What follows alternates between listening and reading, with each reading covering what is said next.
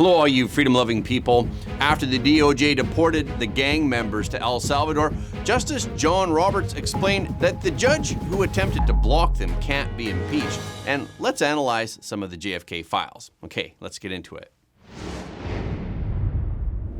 Supreme Court Chief Justice John Roberts on Tuesday criticized President Trump for calling for the impeachment of a federal judge. This is the aftermath of the Trump administration's invocation of the Alien Enemies Act last week to deport more than 250 brutal illegal alien Tren de Aragua gang members.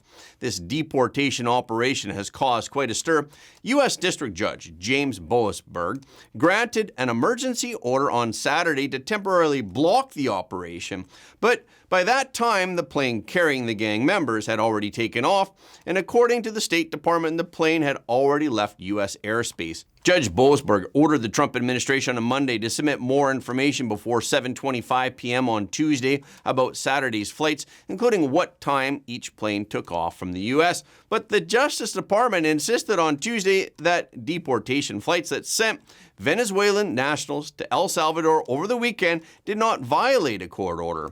A filing that was co-signed by Attorney General Pam Bondi, Deputy Attorney General Todd Blanche, and others says the government maintains there is no justification to order the provision of additional information. The DOJ also argued that the court's earlier oral statements were not independently enforceable as injunctions.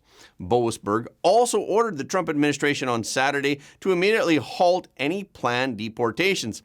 In addition, on Tuesday, he ordered the DOJ to answer 5 other questions, including, number 1, what time did the plane take off from U.S. soil and from where? Number 2, what time did it leave U.S. airspace? Number 3, what time did it land in which foreign country, including if it made more than one stop? Number 4, what time were individuals, subject solely to the proclamation, transferred out of U.S. custody? And number 5, how many people were aboard solely on the basis of the proclamation?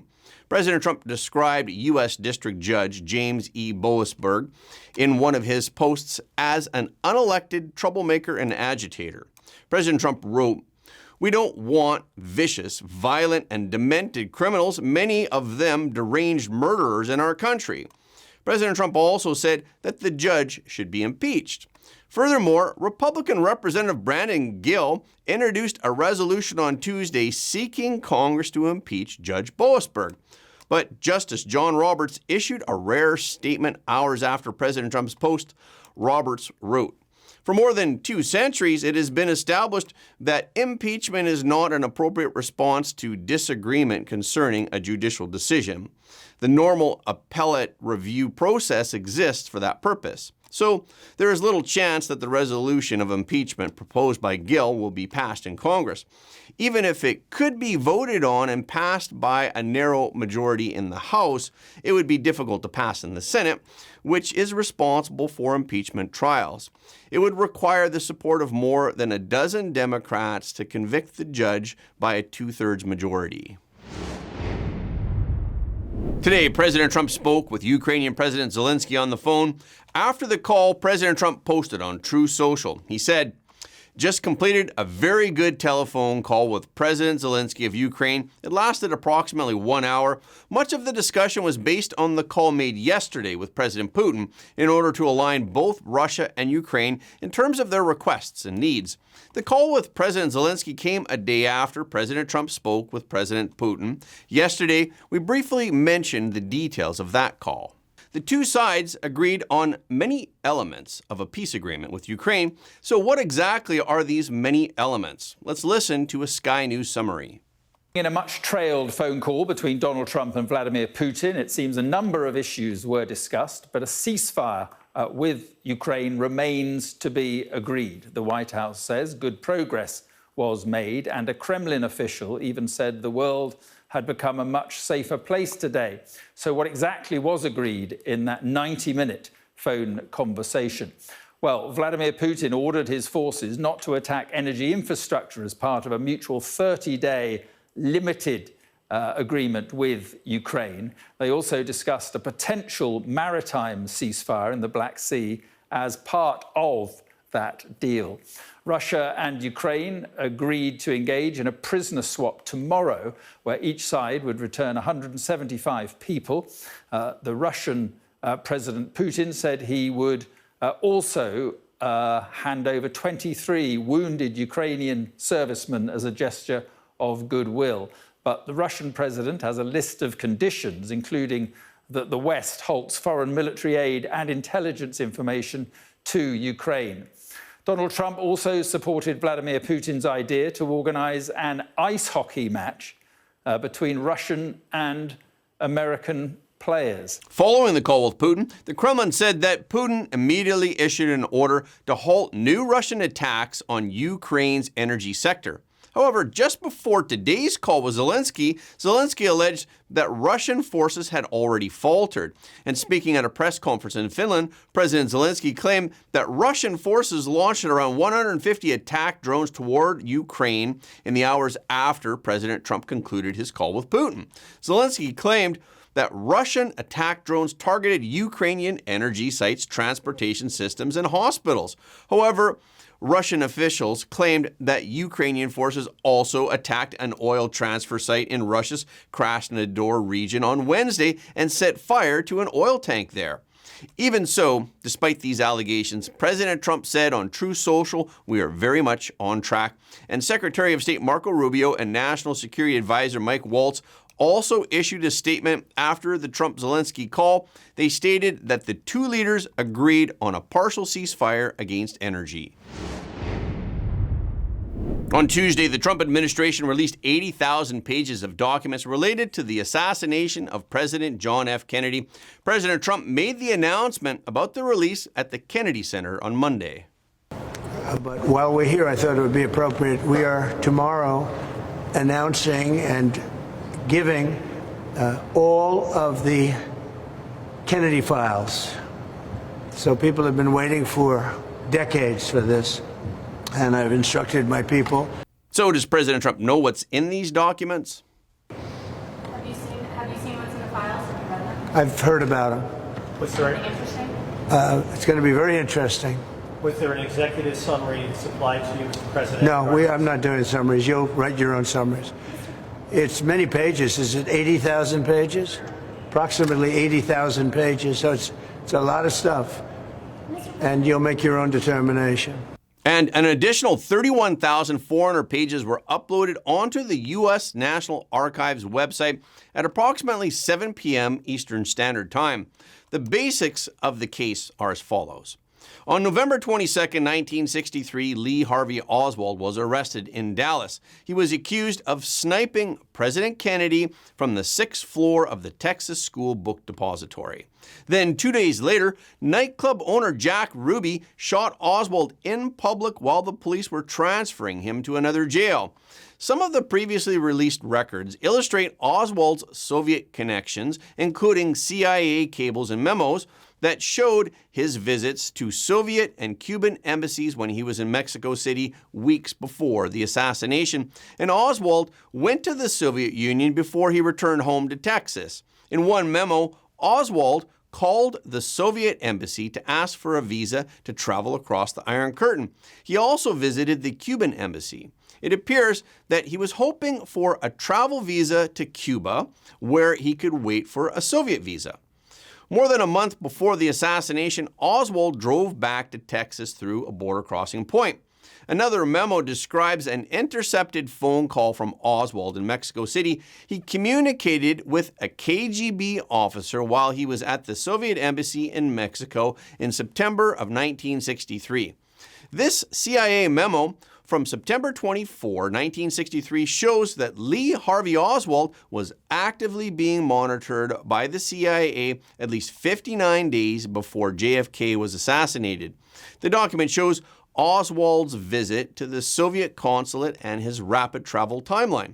Officials even tracked passenger lists and taxi times, indicating a detailed effort to piece together Oswald's activities leading up to JFK's assassination. But was this part of a setup or part of their surveillance? The level of surveillance suggests that U.S. intelligence knew more than previously admitted. A day after JFK was assassinated, Gary Underhill, claimed that the CIA was responsible for JFK's assassination. And less than 6 months later, Gary was found shot to death in his apartment, but it was ruled as a suicide. So, on November 23, 1963, just one day before Lee Harvey Oswald was shot, an anonymous caller warned the FBI's Dallas office that someone was going to kill Oswald. The memo states that the call came from a man talking in a calm voice. He said that the FBI should do something because the same group that killed Kennedy would target Oswald next. But despite this tip, no extra security was provided and Oswald was fatally shot by Jack Ruby the next day. Jack Ruby, or Rubenstein, says that his killing of JFK's assassin was motivated by him being a Jew, but he refers to Lee Harvey Oswald as a rat. Just hours after Jack Ruby killed Lee Harvey Oswald, FBI Director J. Edgar Hoover demanded a quick public report to stop conspiracy theories from spreading. Hoover wrote, "There is nothing further on the Oswald case except that he is dead." Hoover wanted to ensure that the public believed Oswald acted alone. The memo also shows that the FBI was frustrated that Oswald's murder left them without a chance to get more answers. And a man named Sergei Chornino allegedly had knowledge that Oswald would be killed after assassinating Kennedy and that Martin Luther King would also be assassinated. He also knew in advance that Kennedy would be killed in Dallas. The CIA closely followed anti-American, anti-Vietnam War movements, and they linked them to Cold War influence campaigns before the assassination happened. Declassified documents reveal that the CIA tracked Bahrain, which was Japan's Peace for Vietnam Committee.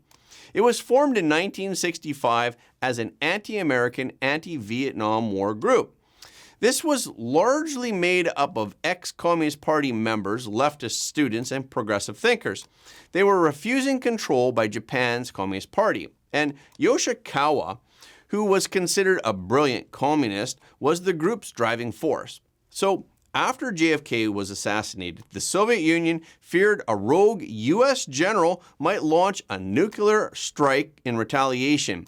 A memo details how Soviet officials believed that JFK's murder was part of an extremist plot and that the real danger was an unbalanced U.S. military officer using it as an excuse to start World War III. But Soviet intelligence quickly moved to calm tensions, fearing an overreaction from Washington. But the Soviet worries were well-founded. A document shows that Lee Harvey Oswald met with Valery Kostakov, who was a KGB officer with ties to Soviet assassination operations at this Soviet embassy in Mexico City just weeks before JFK's death. The United States, in turn, speculated that this was a conspiracy that was orchestrated by communist forces. And a previously secret memo reveals that U.S. officials feared Oswald's trip to Mexico was part of a larger plot. Another document details concerns that Cuba may have used Oswald as a pawn to target JFK. The files also include FBI warnings about Oswald's violent intentions and their internal government debates over whether Oswald acted alone or had foreign backing. Also, a British newspaper received an anonymous call 25 minutes before JFK was assassinated. The call warned of big news coming from the U.S. The memo noted that U.S. and British intelligence found the timing too coincidental to ignore, so this added another mystery to the events surrounding JFK's death. The CIA also tracked reports from an Italian Communist Party's publication. It openly accused the CIA of orchestrating the assassination of John F. Kennedy. The article, that was published March 7, 1964, speculated that U.S. intelligence agencies conspired to kill Kennedy. Then, the CIA flagged these claims as dangerous propaganda, highlighting fears that communist disinformation campaigns were fueling global suspicions about U.S. involvement in JFK's death. But there's so much content here that we will continue reporting on what is found in these documents in the future.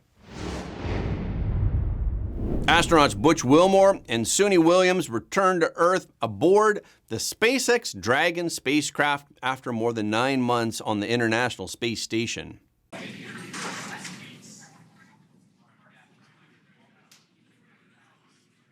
And splashdown, Crew 9 back on Earth.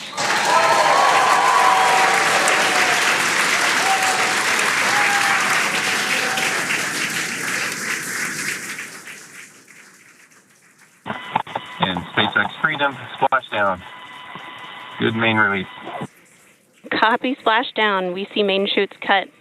Nick, Alex, Butch, Sunny, on behalf of SpaceX, welcome home. Butch Wilmore and Suni Williams lifted off in June of last year for what was scheduled to be an 8-day test mission. However, after the spacecraft suffered multiple malfunctions in its propulsion system en route to the International Space Station, NASA eventually decided to return the Starliner empty. This decision kept them on the space station for 286 days.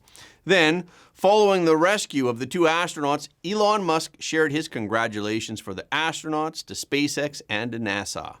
Well, I'm actually usually a little nervous about these returns because there's always some risk that something could go wrong. But thanks to the excellent work of the SpaceX team working with NASA, the astronauts are now safely home.